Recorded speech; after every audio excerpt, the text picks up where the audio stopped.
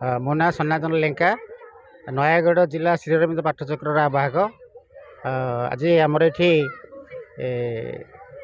ବାର୍ଷିକ କ୍ରୀଡ଼ା ଉତ୍ସବ ଯେଉଁ ହେଉଛି ସେଥିପାଇଁ ଆମେ ସବୁ ଉପସ୍ଥିତ ହେଇଛୁ।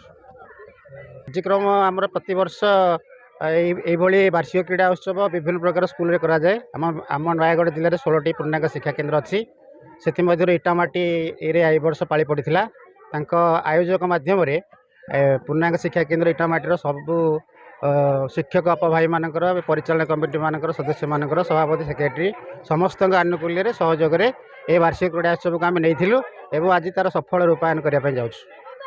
ଅପଭାଇମାନେ ଏଠି ଯାହା ରହୁଛନ୍ତି ଆମର ସବୁ, ସେମାନେ ବିଭିନ୍ନ ପ୍ରକାର ଖେଳ ଯାହା ଶିଖେଇଛନ୍ତି। ଆମର ପୂର୍ଣ୍ଣାଙ୍ଗ ଶିକ୍ଷା କେନ୍ଦ୍ର ଗୋଟେ ଅଙ୍ଗ ହେଉଛି ଶାରୀରିକ ଶିକ୍ଷା। ତେଣୁ ଶାରୀରିକ ଶିକ୍ଷାକୁ ପୁରା ଗୁରୁତ୍ୱ ଦେଇଛନ୍ତି। ଶ୍ରୀଅରବିନ୍ଦଙ୍କ ଯୋଗରେ ଶାରୀରିକ ଶିକ୍ଷାକୁ ନିହାତି ଦିଆଯାଉଛି। ତେଣୁ ସେହି ବିଦ୍ୟାଳୟରେ ଯେଉଁ ପିଲାମାନେ ପଢ଼ନ୍ତି ନିଶ୍ଚିତ ଭାବରେ କିଛି କିଛି ଶିକ୍ଷା, ଶାରୀରିକ ଶିକ୍ଷା ଗ୍ରହଣ କରନ୍ତି। ସେଥିପାଇଁ ଅପାଭାଇମାନଙ୍କର ବହୁତ ଅକ୍ଲାନ୍ତ ପରିଶ୍ରମରେ ସେମାନେ ସବୁ ଏ କାର୍ଯ୍ୟ କରନ୍ତି। ପୂର୍ଣ୍ଣାଙ୍ଗ ଶିକ୍ଷା କେନ୍ଦ୍ର ହେଉଛି ଆମ ନୟାଗଡ଼ ଜିଲ୍ଲାର ଦ୍ୱିତୀୟ ସ୍କୁଲ। ପ୍ରଥମ ସ୍କୁଲରେ ଓଡ଼ଗାଁ ଥିଲା, କିନ୍ତୁ ଦ୍ୱିତୀୟ ସ୍କୁଲ ଆମର ଶ୍ରୀଅରବିନ୍ଦ ପୂର୍ଣ୍ଣାଙ୍ଗ ଶିକ୍ଷା କେନ୍ଦ୍ର।